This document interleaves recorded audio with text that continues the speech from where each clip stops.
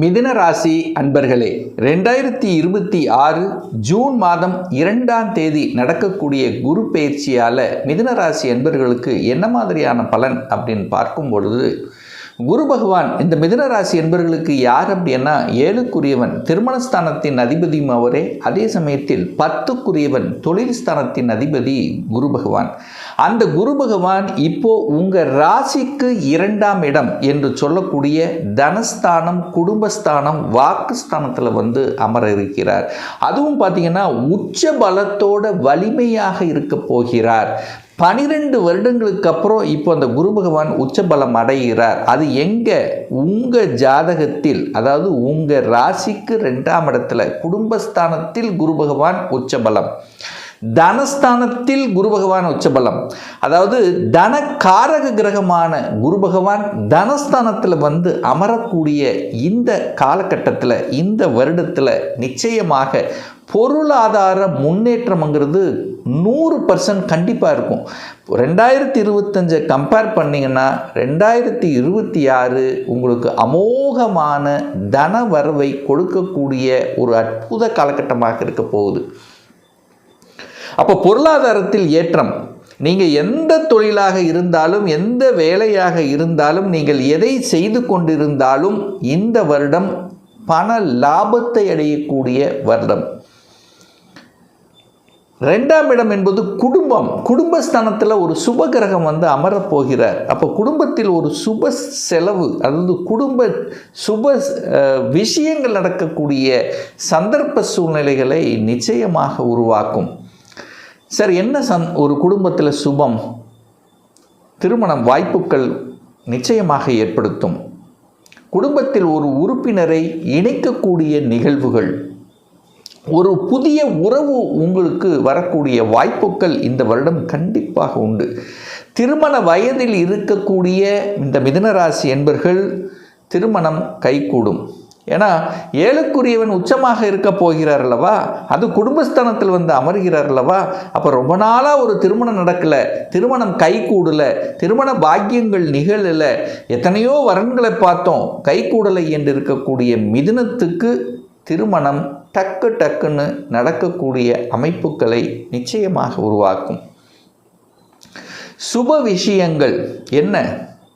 நல்ல விஷயங்கள் உங்கள் குடும்பத்தில், சுப காரியங்கள் நடப்பது, குழந்தைகளுக்கு அடுத்த நிலை, அடுத்த பரிணாமத்துக்கு செல்லக்கூடிய வயது வருவது. அதாவது என்ன சொல்கிறதுன்னா, அந்த குடும்பத்தில் நற்செய்தியை கொடுக்கக்கூடிய அமைப்பு, குழந்தை பாக்கியத்தை கொடுக்கக்கூடிய அமைப்புகள். ஏன்னா குரு அல்லவா, குழந்தை காரக கிரகம் அல்லவா, குடும்பத்தில் இருக்கார் அல்லவா. அப்போது ஒரு திருமணம் என்கின்ற பந்தத்துக்குள் என்றையாவது, அல்லது குடும்பத்தில் ஒரு புதிய வரவாக குழந்தை பாக்கியம் கிடைக்கக்கூடிய அமைப்புகள் இந்த வருடம் உங்களுக்கு சூப்பராக இருக்க போகுது. இந்த மிதுனத்துக்கு கல்வியில் இருந்து வந்த தடைகள் விலகப் போகிறது. கல்வி சம்பந்தப்பட்ட அத்தனை விஷயங்களும் நல்லவைகளாக மாறப்போகிறது. உங்கள் பேச்சு இனிமையாக இருக்க போகிறது. இப்போது உங்கள் பேச்சை யாருமே குடும்பத்தில் கேட்காம உங்களை ஒரு விரோதிமாக பார்த்து கொண்டிருப்பவர்கள் எல்லாமே, அல்லது நீங்கள் நல்லதே சொன்னாலும் அது கெட்டதாக முடிந்த நிகழ்வுகள் எல்லாமே இந்த வருடம் அப்படியே தலைகீழாக மாறப்போகுது. உங்கள் பேச்சை கேட்க போகிறாங்க. குடும்ப உறுப்பினர்கள் உங்கள் பேச்சை கேட்க போகிறாங்க. குடும்பத்தில் இருக்கிற அத்தனை பேரில் ஒன்றாக இணைந்து ஒரு தொழிலை செய்யணும். அந்த குடும்ப தொழிலை செய்யக்கூடிய அமைப்புகள், இந்த முகம் சார்ந்த விஷயத்தில் சில பிரச்சனைகள், இந்த பல் சம்பந்தப்பட்ட பிரச்சனைகள், கண் சம்பந்தப்பட்ட பிரச்சனைகள், முகத்தில் சின்ன சின்ன ஏதாவது ஒரு குறை உள்ளது, அத்தனையும் இந்த வருடம் நீங்க போகிறது அப்படின்னு எடுத்துக்கலாம். திருமண பாக்கியங்கள் கைகூட போகிறது. கூட்டு தொழிலில் செய்யலாம் என்கின்ற எண்ணங்கள் நிச்சயமாக உருவாக்கும். சமூகத்தில் ஏதாவது ஒரு நற்பலனை செய்யணும் அப்படிங்கிற எண்ணங்கள், உணர்வுகள் அதிகமாக உங்கள் ஆழ்மனதில் தோன்றுவிக்கும். புதிய புதிய நண்பர்கள் கிடைக்க பெறக்கூடிய ஒரு அற்புதமான ஒரு வருடம் இந்த மிதுன ராசி என்பவர்களுக்கு. புதிய நண்பர்கள் கிடைப்பார்கள். அந்த நண்பர்கள் மூலமாக அனுகூலம், ஆதாயம் என்பதை நிச்சயமாக எதிர்பார்க்கலாம். தொழிலில் சேஞ்சஸ் அப்படிங்கிறது நிச்சயமாக உண்டு. ஒரு வலிகள், ஒரு வேதனைகள், ஒரு துக்கங்கள், ஒரு துயரங்கள், ஒரு அசிங்கம், ஒரு அவமானம் என்று நினைத்து கொண்டிருக்கக்கூடிய, அதை அனுபவித்து கொண்டிருக்கக்கூடிய அத்துணை மிதுனத்துக்கும் அதிலிருந்து விடுதலை. ஏன்னா குரு பகவான் உச்ச பலம் பெற்று 8ஆம் இடத்தை பார்க்கிறார், சம சப்தம பார்வையாக பார்க்கிறார். குரு தான் பார்க்கக்கூடிய இடத்தை புனிதமடைய செய்வார். அப்போ 8ங்கிறது ஒரு வலி அல்லவா? அப்போ வலிகளை கொடுத்து கொண்டிருந்த விஷயங்கள், அந்த வலியிலிருந்து நிவாரணம். ஒரு ஹெல்த் பிரச்சனையாக, அந்த ஹெல்த்தில் பயங்கர ஒரு தொந்தரவாக இருக்கிறது, உடல்நலத்தில் குறைவாக இருக்கிறது, அதெல்லாம் சரி செய்யக்கூடிய சந்தர்ப்பங்களை உருவாக்கும். ஒரு வழக்கு இருக்குது, வழக்கிலிருந்து விடுதலை பெறுவதற்கான வாய்ப்புகள், சந்தர்ப்பங்களை நிச்சயமாக உருவாக்கும். என குரு 8ஆம் இடத்தை பார்க்கிறார். நிறைய இந்த மிதுனராசி என்பவர்கள் சேஞ்சஸ் நடக்கும். எந்த விதி எதில் வேணால் சேஞ்சஸ்னா இடம் மாற்றம் நிகழக்கூடிய ஒரு வருடமாக இந்த மிதுனத்துக்கு இருக்கும். சார், தொழிலில், வேலையில், உத்தியோகத்தில் ஒரு சேஞ்சஸ் வேணும்னு நினச்சிட்ருக்கேன், அது கிடைக்க மாட்டேங்குது, அது நடக்க மாட்டேங்குது. இப்போ இந்த வருடம் எதிர்பார்க்கலாம். அது சாதகமான ஒரு சூழ்நிலையில் இந்த வருடம் அமையப்போகுது. வெளியூர், வெளி மாநிலம், அந்நிய தேசம் சார்ந்த விஷயத்திலும் நற்பலன்கள். ஏன்னா குரு 8ஆம் இடத்தை பார்த்தாலே மூமெண்ட்டு நடக்கும். அப்போ மூமெண்ட் என்ன? இடத்த விட்டு நகர போகிறீங்க, இருக்கிற இடத்த விட்டு நகர போகிறீங்க அப்படின்றது அர்த்தம். அப்போது வேலையாகவோ, வியாபார ரீதியாகவோ, தொழில் ரீதியாகவோ ஒரு சேஞ்சஸ்ங்கிறது இந்த வருடம் நிச்சயமாக உண்டு. வெளி மாநில தொடர்புகள், வெளிநாட்டு தொடர்புகளை கொடுக்கக்கூடிய ஒரு வருடமாக இந்த மிதுனத்துக்கு நிச்சயமாக அமையும். அதில் நீங்கள் குறிப்பாக ஏன் இத்தனை சேஞ்சஸ் சொல்கிறேன்னா, குரு பகவான் நேர 10ஆம் இடத்தை பார்க்குறார். குரு 10ஆம் இடத்தை பார்த்தால் பதவி மாற்றம், உத்தியோக மாற்றம், ஊர் மாற்றம், இடமாற்றம், இந்த மாதிரி மாற்றங்களை கொடுக்கக்கூடிய அமைப்பு. அதுவும் சனி பகவானை பார்க்கிறார், 10ஆம் இடத்தை பார்க்கிறார், தன் வீட்டை தானே பார்த்து வலுப்படுத்த போகிறார். அப்போ குரு 10ஆம் இடத்தை பார்த்து, 10ஆம் இடம் என்பது தொழில், தொழிலில் இருந்து வந்த கஷ்டங்கள் விலகப் போகிறது.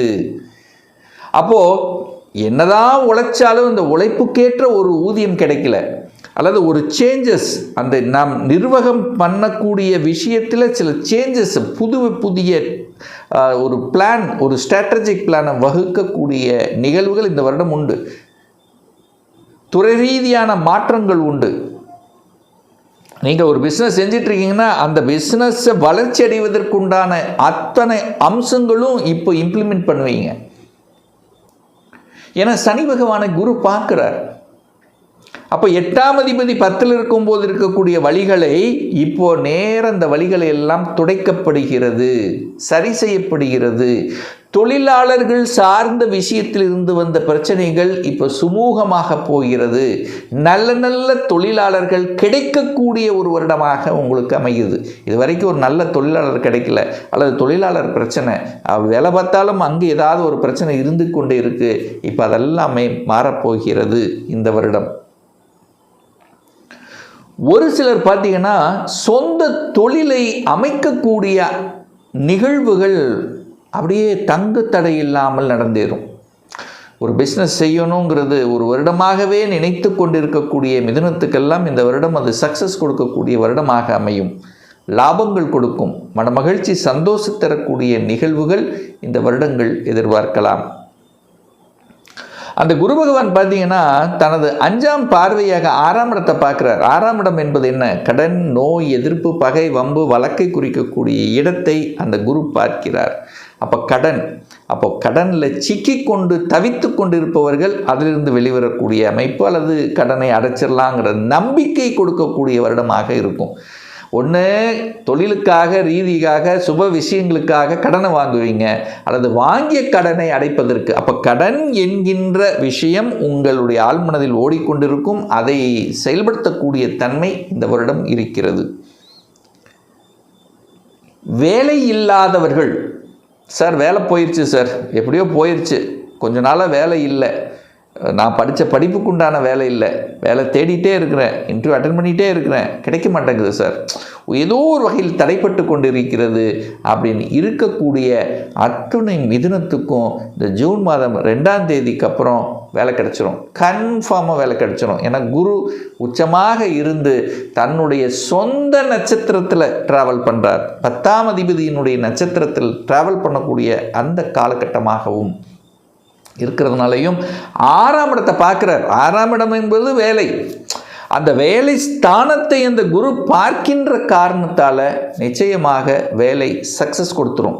அப்போ நல்ல வேலை அமையும், வேலை மாற்றம் சூப்பராக அமைய போகுது, அதிகாரம் கிடைக்க போகுது. நிறைய பேருக்கு மருத்துவ துறையில் சாதிக்கக்கூடிய நிகழ்வுகளும் நிறைய நடக்கும். புதிய கண்டுபிடிப்புகள், மருத்துவத்துறையில் புதிய கண்டுபிடிப்புகள், புதிய சாதனையாளர்கள் அதில் ஒரு ஃபேமஸ் ஆகிறது. ஸோ இதெல்லாம் நிறைய நடக்கும். உணவு சார்ந்த விஷயத்தில் ரொம்ப அட்டகாசமாக இருக்க போது. நிறைய பேர் நிலம் சார்ந்த விஷயம், நிறைய பேர் நிலத்தை வாங்கக்கூடிய அமைப்புகளும் உண்டாக்கும். விவசாயத்தில் ஒரு மறுமலர்ச்சி கொடுக்கக்கூடிய அமைப்புகளும் இந்த வருடம் உண்டு மிதுனத்துக்கு. அதே சமயத்தில் பார்த்திங்கன்னா இந்த வருடம் அந்த எதிர்ப்பு பகை அப்படிங்கிறது கண்டிப்பாக ஃபேஸ் பண்ணுவீங்க.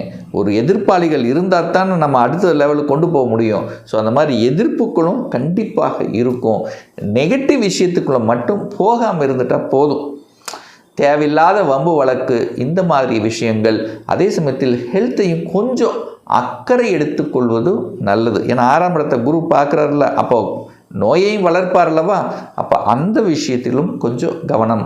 ஸோ ஆக மொத்தம் இந்த வருடம் சாதனை புரியக்கூடிய, பணம் கொட்டக்கூடிய, அதாவது நல்ல திருப்பங்களை கொடுக்கக்கூடிய ஒரு நல்ல வருடமாகவே இந்த மிதுனத்துக்கு அமையப்பெறும். இன்னும் ஒரு துல்லிய பலன் உங்களை பற்றி தெரிஞ்சுக்கணும், உங்கள் ஜாதகத்தை பற்றி தெரிஞ்சுக்கணும். இந்த 2026 சொந்த தொழில் செய்யணுமா இல்லை வேலை தானா, சொந்த தொழிலா வேலையா, எந்த கொடுப்பினை இருக்குது, திருமணம் எப்போ இந்த 2026 நடக்கும், எப்போ குழந்தை பாக்கியம் கிடைக்கும், எந்த கோர்ஸ் படித்தா நம்முடைய ஃப்யூச்சர் நன்றாக இருக்கும், எப்போ ப்ரமோஷன் கிடைக்கும், இது போன்ற கேள்விகளுக்கு துல்லியமான பதிலை நம்மால் கூற முடியும். ஒரு பர்சனல் கன்சல்டேஷன் எடுத்துக்கணும், ஒரு சுயஜாதகம் பார்க்கணும் என்று விருப்பப்படக்கூடிய அன்பர்கள் டிஸ்பிளே தெரியக்கூடிய நம்பருக்கு வாட்ஸ்அப் மூலியமாகவோ ஃபோன் கால் மூலியமாகவோ தொடர்பு கொண்டு அப்பாயின்மெண்ட் பெற்றுக்கொண்டு நேரடியாகவோ அல்லது ஆன்லைன் மூலமாகவோ கன்சல்டேஷன் எடுத்துக்கலாம். நம்மளுடைய அலுவலகம் கோயம்புத்தூரில் அமைந்துள்ளது. அதாவது கோயம்புத்தூரிலிருந்து மேட்டுப்பாளையம் செல்லும் வழியில் வெள்ளக்கிணறு பிரிவுக்கு பக்கத்தில், அதாவது அண்ணாபூர்ணம் ஹோட்டலுக்கு அருகாமையில் அமைந்துள்ளது. பிரியர் அப்பாயின்மெண்ட் வாங்கிட்டு நேரடியாக கன்சல்டேஷன் எடுத்துக்கலாம்.